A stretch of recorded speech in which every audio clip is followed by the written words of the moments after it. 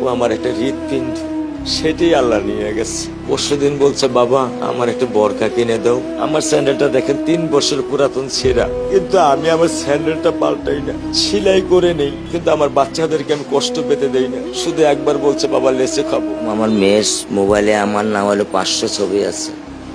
আমি এখনো সাহস পাইনি আমার মেয়ের একটা ছবি বের করে দেখতে। আমার সে সাহস নাই।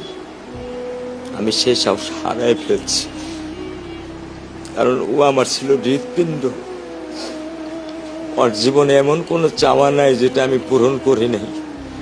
পরশুদিন বলছে, বাবা আমার একটা বরকা কিনে দাও।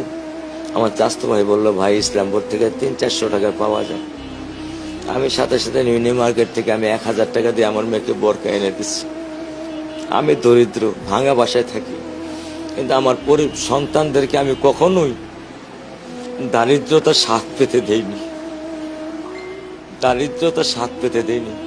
আমার বড় মেয়েকে এখন আমি সেলোরার থেকে জামা কিনে দিই।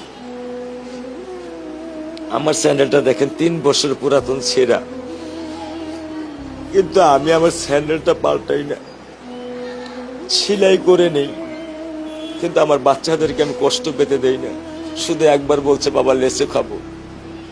আমি 1 মিনিটও দেরি করিনি, 1 মিনিটও আমি দেরি করিনি। ও আমার একটা হৃৎপিণ্ড, সেটাই আল্লাহ নিয়ে গেছে।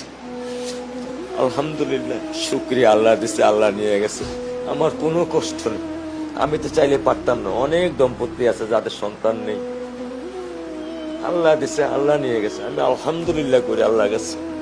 আমার কোনো কষ্ট নেই, আমার কোনো কষ্ট নেই। ঠিক আছে, কর্মের মধ্যে তো একটু আমার কোনো কষ্ট নেই। ঠিক আছে।